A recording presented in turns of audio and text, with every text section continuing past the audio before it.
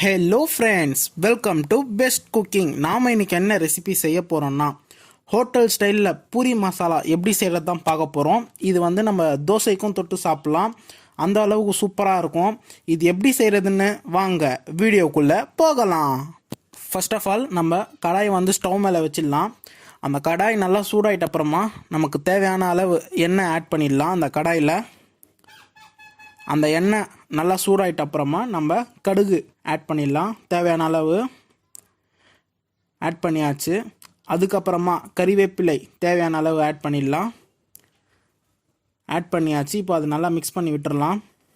அதுக்கப்புறமா வெங்காயம் தேவையான அளவு ஆட் பண்ணிடலாம்.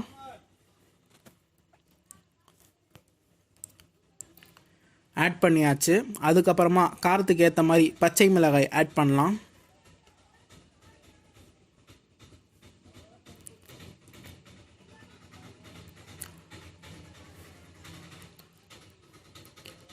எல்லா வெங்காயமும் ஆட் பண்ணியாச்சு. இப்போ அது நல்லா மிக்ஸ் பண்ணி விட்டுறலாம்.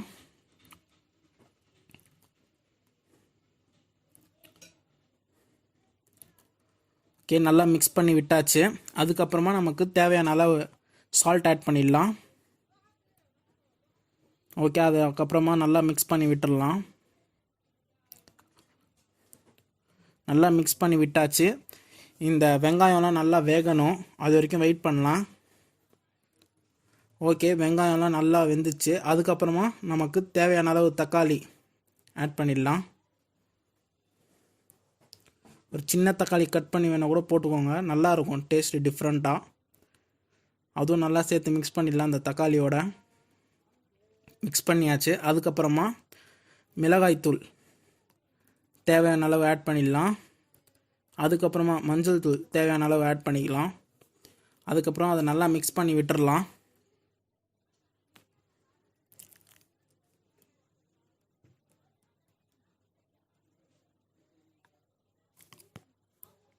ஓகே, நல்லா மிக்ஸ் பண்ணி விட்டாச்சு. நாலா பக்கமும் அந்த தக்காளி இப்போ போட்டிருக்கோம்ல, அதெல்லாம் நல்லா வேகணும், அது வரைக்கும் நம்ம வெயிட் பண்ணலாம். அதுக்கப்புறமா நம்ம ஒரு குக்கரில் நமக்கு தேவையான அளவு உருளைக்கிழங்கு ஆட் பண்ணிடலாம். ஆட் பண்ணிட்ட அப்புறமா நம்ம தண்ணி ஆட் பண்ணிடலாம்.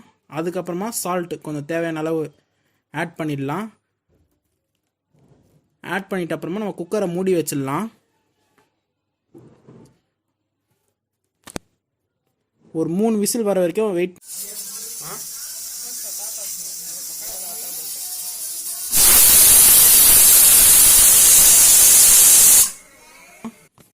அதுக்கப்புறமா நம்ம இந்த வெங்காயத்தில் நம்ம கொஞ்சம் வாட்டர் ஆட் பண்ணிடலாம்.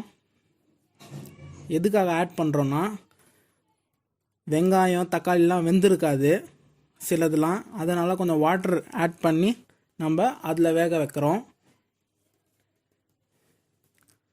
ஓகேங்களா? அதுக்கப்புறம் நமக்கு தேவையான அளவு கொத்தமல்லி ஆட் பண்ணிடலாம். அதோடு நல்லா மிக்ஸ் பண்ணி விட்டுடலாம். மிக்ஸ் பண்ணி விட்டாச்சு. நல்லா வெந்துச்சு வேற. பாருங்கள் ஃப்ரெண்ட்ஸ், நல்லா வெந்துச்சு. தண்ணி பாருங்கள் அப்சர்வ் ஆயிடுச்சு, எல்லாமே நல்லா வெந்துச்சு. வெங்காயம் தக்காளிலாம் நம்ம வேக வச்ச உருளைக்கிழங்கு இந்த மாதிரி பொடியாக செஞ்சு வச்சுக்கோங்க. அதுக்கப்புறமா நம்ம இதில் ஆட் பண்ணிடலாம்.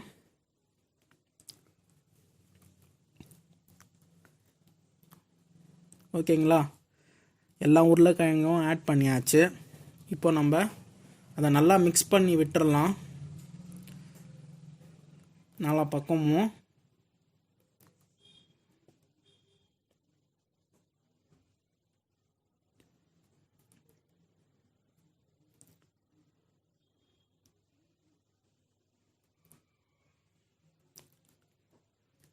நல்லா ஃபைனாக மிக்ஸ் பண்ணி விடுங்க.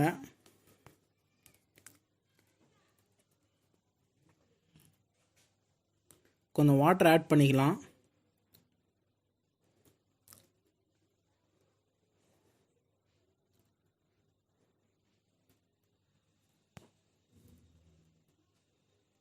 நல்லா ஃபைனாக நம்ம க்ளீனாக மிக்ஸ் பண்ணணும், அது வரைக்கும் வெயிட் பண்ணலாம். ஓரளவுக்கு மிக்ஸ் பண்ணியாச்சு. நம்ம இந்த மாதிரி நல்லா ஃபைனாக மிக்ஸ் பண்ணோன்னா நமக்கு சுவையான பூரி மசாலா ரெடி. இந்த பூரி மசாலா நம்ம தோசைக்கும் தொட்டு சாப்பிட்லாம், பூரிக்கும் தொட்டு சாப்பிட்லாம். அவ்வளோ சூப்பராக இருக்கும். இது உங்கள் வீட்டில் நீங்கள் செஞ்சு பாருங்கள். உங்கள் ஃபேமிலி மெம்பர்ஸ்க்கு எல்லாருக்கும் ரொம்ப பிடிக்கும். இந்த டிஷ் நீங்கள் செஞ்சு பார்த்துட்டு அப்புறமா என் வீடியோவை லைக் பண்ணுங்கள், ஷேர் பண்ணுங்கள், சப்ஸ்கிரைப் பண்ணுங்கள். தேங்க்யூ ஃபார் வாட்சிங் திஸ்.